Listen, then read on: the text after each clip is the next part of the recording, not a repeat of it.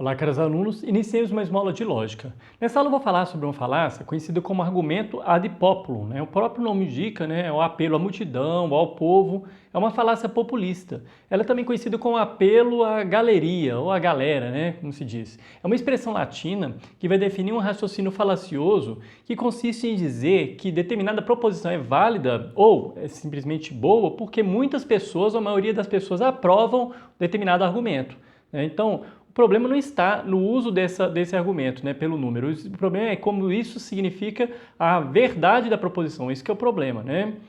Também é chamado de apelo à quantidade por causa disso, porque o argumento ele é inválido e não garante que algo seja verdadeiro ou correto apenas por causa da sua popularidade, né? Ou seja, eu não vou ser uma Maria vai com as outras, eu tenho que necessariamente analisar bem todas as circunstâncias.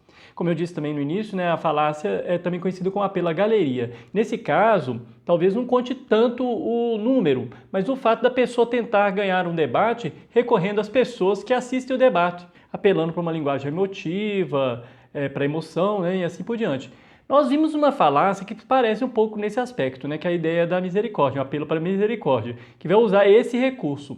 Então, nesse caso, apesar da gente ter esse apelo à misericórdia, é importante a gente perceber que também existe ali embutido a ideia subliminar, uma ideia numérica subliminar, né? Vamos aos exemplos que fica muito mais fácil, né? Por exemplo, uma coisa que muita gente hoje fala, principalmente quando você quer defender uma determinada religião em detrimento de outra, assim por diante.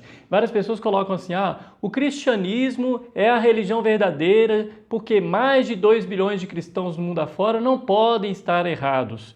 Olha, você pode defender que o cristianismo é a religião verdadeira, baseada em outras questões e tal. O problema é quando você se baseia somente nessa ideia do número, né? Por exemplo, também nas eleições eu viro e falo assim, político fulano de tal com certeza é o mais preparado para governar. Não é possível que 57.796.986 pessoas tenham se equivocado, né? Ou seja, eu vou dizer que 57 milhões de pessoas não podem ter se equivocado. Então, o político que está sendo eleito é o mais preparado. Nem sempre, né? Pode ser até que tenha um candidato que nem para um segundo turno foi, e ele talvez teria sido mais preparado, assim por diante. Mas isso não vem ao caso. Nós estamos falando quando esse argumento é o elementar, né?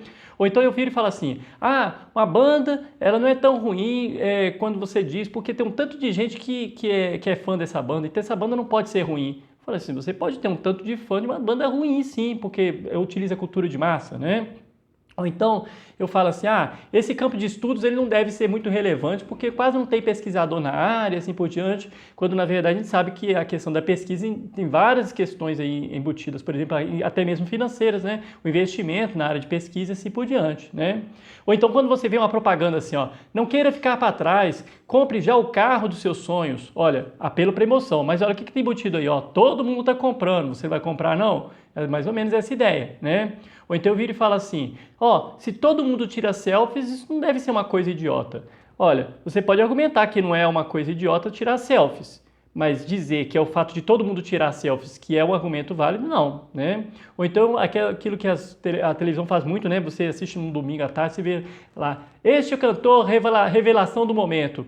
O cara nem era conhecido, aí de repente você assiste na televisão e o cara já é revelação. Por quê? Porque a televisão disse, né? O apresentador disse, né?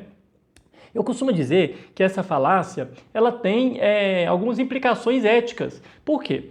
Porque olha a ideia que nós estamos colocando aqui, a ideia do número, não é? Então, se eu digo assim, todo mundo acredita, ou todo mundo faz, ou todo mundo fala, eu começo a validar esse argumento, né? Então, isso acaba validando também coisas erradas. Então, o que eu costumo dizer muito? Olha, algo continua sempre sendo errado, mesmo que todo mundo faça. E continua sendo certo, mesmo que quase ninguém faça. Isso é uma questão ética, né? Então, o argumento que é o apelo ao número, né, ad populum, né, que você vai apelar para o popular, para que todos acreditam, né, para o senso comum, na verdade, né? Esse não é um argumento totalmente inválido. O problema é quando ele se torna a conclusão principal, né? O problema é quando ele não está embutido em outros argumentos ali, não, quando você utiliza só o número como elemento de verdade. Então, eu espero que tenha sido claro, como eu disse já em outras aulas, esse argumento se parece também com outros argumentos, né, com outras falácias. O importante é a gente perceber que se trata de uma falácia e quando se trata de uma falácia. Até a próxima aula.